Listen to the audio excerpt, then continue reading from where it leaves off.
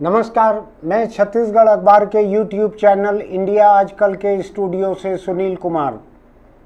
आज दो तीन अलग अलग खबरें हैं, लेकिन उन खबरों में एक बात एक सरीखी है, इसलिए उनको लेकर आपके बीच आया हूँ। समाज में जो उपेक्षित तबके रहते हैं, जिनका शोषण होता है, जिनकी उपेक्षा होती है, जिनको दबाया जाता है, कुचला जाता है, ऐसे तबके हिंदुस्तान जैसे समाज की अगर मैं बात करूं तो बड़े जाहिर तौर पर इनमें दलित हैं, इनमें महिलाएं हैं, इनमें विकलांग हैं, जिनको दिव्यांग कहने का चलन है, लेकिन मुझको अटपटा लगता है उसमें दिव्य क्या है। जो भी आप चाहें, आपको लगता है आप दिव्यांग सुन लीजिए या विकलांग सुन लीजिए, जो आपको सुनना है।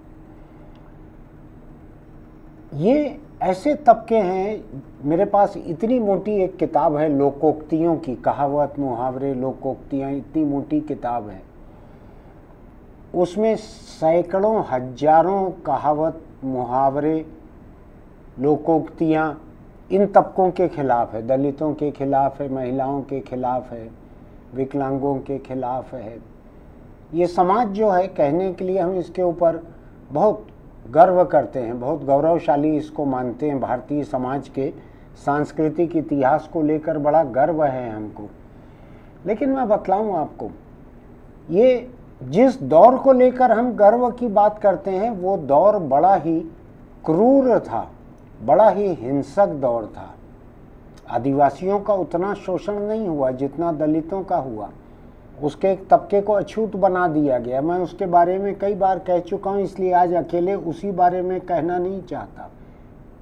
लेकिन आज मेरे पास तीन तबकों की खबरें हैं, ऐसी आज की ही हैं। मैं छांट छांट के पुरानी खबरों को लेकर नहीं आ रहा हूँ। इसमें से एक है पंजाब के एक जिला जज की, दलित समुदाय से आया हुआ जिला जज। उसको हाईकोर्ट ने बर्खास्त कर दिया। संदिग्ध निष्ठा मानी गई उसकी निष्ठा संदिग्ध मानी गई।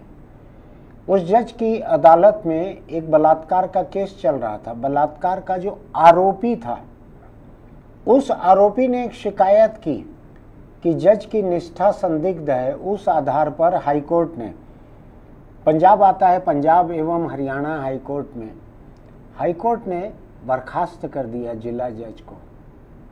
मेरे पास पूरे केस की जानकारी नहीं है अभी, लेकिन मेरे पास सुप्रीम कोर्ट ने इस मामले में क्या कहा है वो मेरे पास है।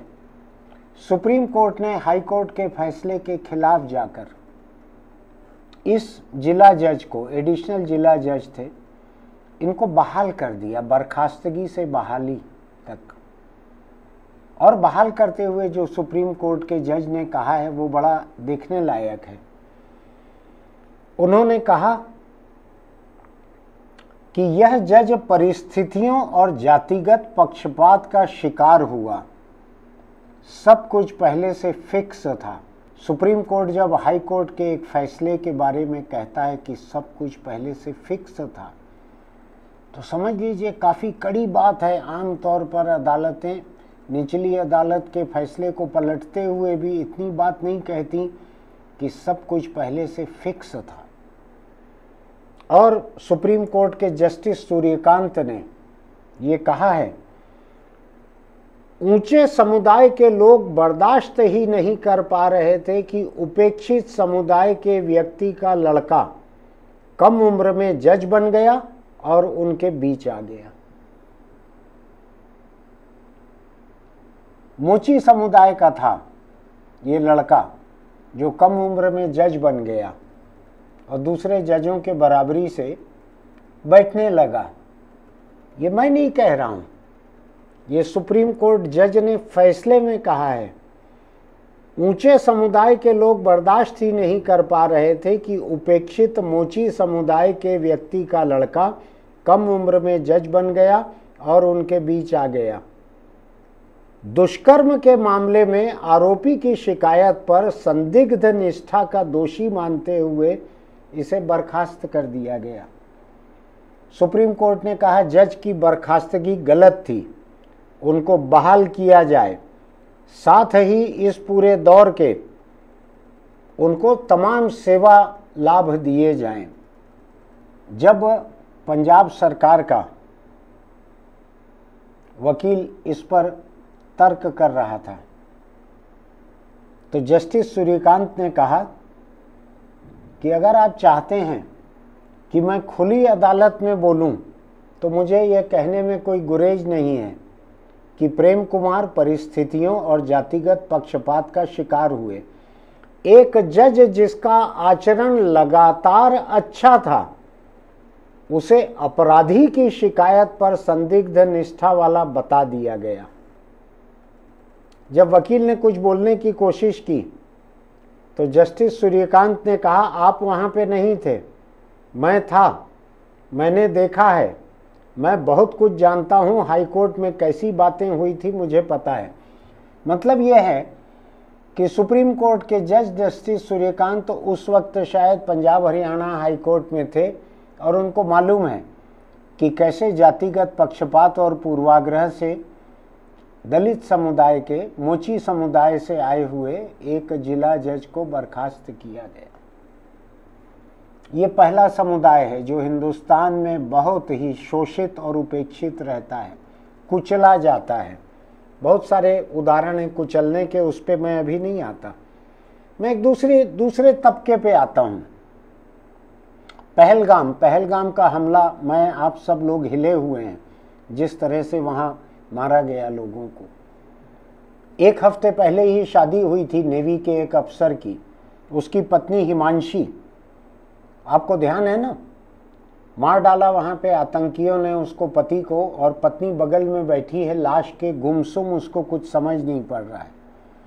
हिमांशी का जुर्म इतना हो गया कि उसने अभी एक श्रद्धांजलि सभा में, अपने पति के अंतिम संस्कार के बाद श्रद्धांजलि सभा में ये कहा कि मुसलमानों और कश्मीरियों को निशाना न बनाया जाए।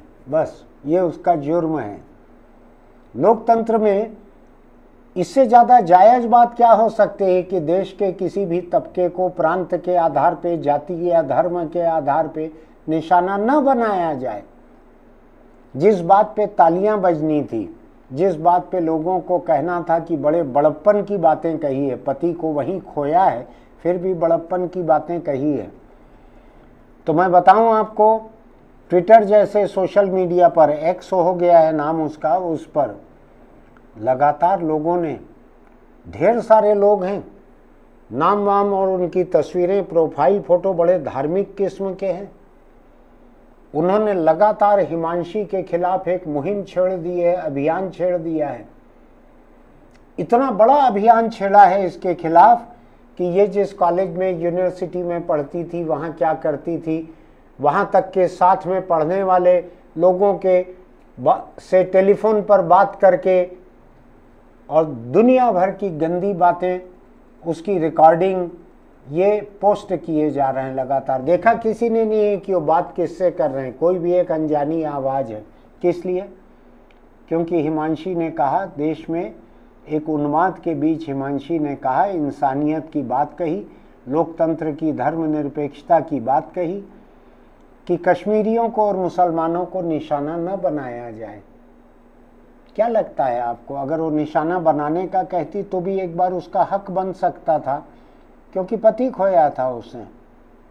लेकिन वो महिला है, उस महिला ने एक बड़प्पन की बात कही कि निशाना न बनाया जाए, तो आप उसके खिलाफ तमाम दुनिया की गंदगी लेके, अपने दिल की गंदगी सबसे बड़ी हमलावर लोगों की, वो लेकर उसके ऊपर हमले कर रहे हैं, उसके चरित्र पर, चाल चलन पर हमले कर रहे हैं। अरे उसका पति नौसेना में था, कोई जंग की नौबत आई रहती तो हो सकता है कि वो ड्यूटी पर खड़े रहता, शहादत का खतरा उठाते हुए।